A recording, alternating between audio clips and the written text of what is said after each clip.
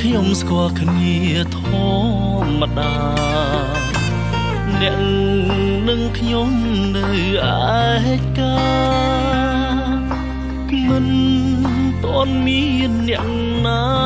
ឡើយអ្នកនឹងខ្ញុំផ្ដើមមានអា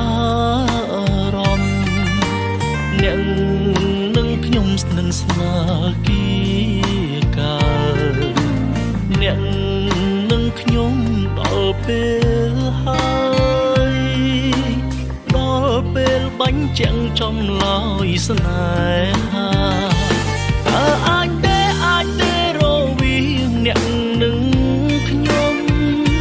តើអាចទេសាងសង់ធ្វើសង្សារតើអាចទេសូមអ្នកជួយឆ្លើយប្រាប់ខ្ញុំមួយម៉ាត់មកណាកុំទុំឲ្យខ្ញុំគិតច្រើនតែឯង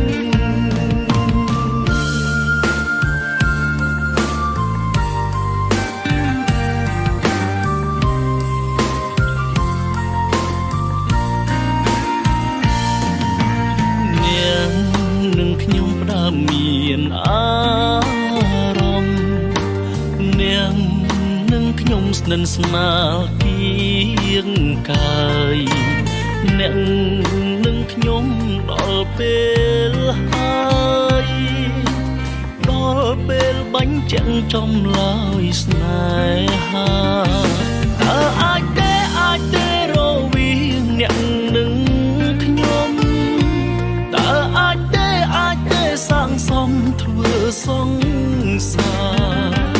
តើអាចទេសូមអ្នកជួយឆ្លើយប្រាប់ខ្ញុំមួយម៉ាត់មកណាកុំទុំឲ្យខ្ញុំគិត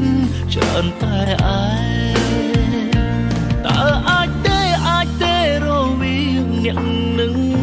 ខ្ញុំតើអាចទេសាងសង់ធ្វើសង្សារតើអាចទេសូមអ្នកជួយឆ្លើយប្រាប់ខ្ញុំមួយម៉ាត់មកណាកុំទុំឲ្យខ្ញុំគិតច្រើនតែ